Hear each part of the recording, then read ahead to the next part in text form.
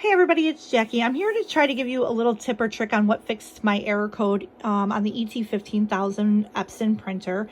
It is an eco tank. I do have sublimation ink in it, so Epson will not warranty it or fix it for me. I had the 00031 error code. My light was blinking, my print head was stuck over here to the left, and every time I booted up my printer, it would do the left to right, and as soon as it got back over to the left, it would go with a screeching noise and the belt would shake and rattle. This is the belt that I'm talking about here, this two bottom pieces. Basically, the first thing you're going to want to do, open up each and every single piece of your machine that can be opened and either blow it out with canned air or use your breath like you would on an old Nintendo system. Make sure you have no paper anywhere, not even a sliver. So what I did was I turned my entire printer around. Let's see if I can zoom out here. I turned this all the way around, pulled out the back piece, and I used the light to shine down in there to make sure in the track of the papers, down in here from the back, that there was nothing I could see paper-wise, not even a tiny little sliver. I would come in here and check here first. I pulled this out, removed all my paper, and looked way back in there with a flashlight and the camera. Then I pulled this out, leaving this out with no paper. I pulled this out as well, and I looked back in there because sometimes even when this paper is out, like so, and you pull this out, you can still see a piece of paper back there that's jammed that you didn't know. So I did actually find a piece back there at one point, pulled that out. So anyway, I checked all of my paper spots for any residual paper. Then you also want to check your scanner. Even if you don't use it, it is potential for dust and debris. So you're going to want to lift this piece here like this, and you're going to blow it out. You're also going to lift this big piece here all the way up, which is going to pop that too, and you're going to blow all that out. And then you're going to bring it down, and you're going to lock it back in place.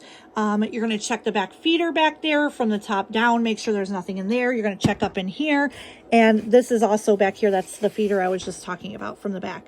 So you're going to want to check all those spots first before you even decide to do what I'm about to tell you. Okay, so let's get into the nitty gritty. Here's the simple thing. You're going to repeat this until your printer has cleared the error code. Basically, what we are doing is we are resetting, in a sense, the timing on your belt and realigning your head, your print head, to the startup of the printer.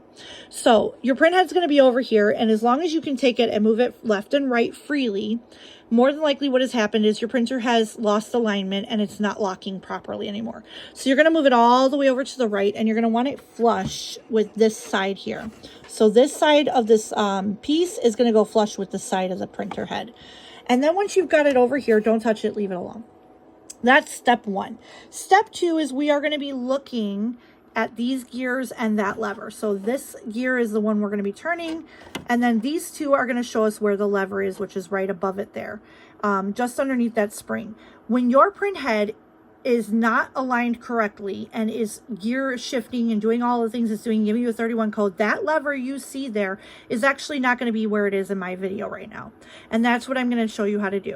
So you're going to rotate. That lever should probably be, it'll probably be back by the spring back there behind the belt, because it does move forward and backward in process or in operation. So you're going to take this wheel right here and you're going to roll it like really slow, not fast. Just you're going to slightly roll it from the front to the back. So you're going to go towards the wall or the back of the printer. And in doing so, that lever is going to come forward. And now I'm going to zoom in on it because I want you to see there's like a notch or a cutout in the front. And once it hits that front metal bar with the black grease you see there, stop. Don't move. Now, two things are going to happen. Either you're going to hear a click and your print head is going to lock, or you're not, and that's okay. And what you're going to do is you're going to shut off your Epson printer now, because your head is all the way to the right and flush, and you've got that lever facing forward. You're going to shut your printer off, and you're going to let it sit for a second. Then you're going to turn the printer back on. And then it's going to run through its motions. Now, if it's gone and the print head aligned with just once, great. You're done. The error code should stop flashing, should not be popping up. You're good to go. If it does grind again and the belt wiggles, repeat the process again of pushing your print head to the right and rotating that gear until that lever is forward. And again, turn it off, turn it back on. And you're going to repeat this process until that error code is off. Another thing I did do, which you can or cannot do, it's up to you.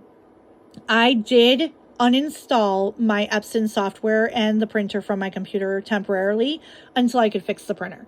So now everything I have done to this and fixing it, as you can see, I did without the printer hooked up to the computer. Eventually, once doing that, I did have another person test this theory with me. She did it about 4 or 5 times with rotating the wheel, and her printer did lose and drop the error code of 31. And she's able to print a nozzle check before she had a different error code for something else. Again, that's something completely not relevant to this video. But as you can see, I've never had an issue with my printer except for that print jam. And I had it for the last week and a half. I lost some business. I was frustrated. I walked away. I shut it off. I mean, it's been a love-hate relationship right now with this, and it is currently working. I have no error codes. I have no blinking lights, and I am fully operational. And I actually just printed a nozzle check, and it looks pretty good to me. I've got a little bit of spottage, but to be honest, it hasn't been ran in a week. So one more printhead cleaning in about an hour or so, and it should be fine. But I hope this video helps someone. Like I said, it's all about re-regulating the connection between that timing belt and the head. So in order to do that, it's going to take a little elbow grease. You're going to have to get in there and do it. Just rotating the wheel slightly, bringing that lever right there forward. And then once the print head is on the right and that lever is up in front. Now don't move that lever until this print head is over on the right. You don't want to do that because it's not going to lock. So once you do get that lever, again, it's just on off, and then repeat the steps 1, 2, 3. So right head, the print head to the right, move the lever to the front, turn it off, turn it on. Again, print head to the right. And again, don't keep repeating it. If you fixed it, don't fix what isn't broken. Leave it alone. Now you can close it up and you're good to go.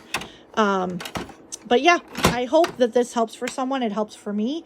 My printer is back up and running. I feel super blessed today. And hopefully somebody else gets some help out of this as well.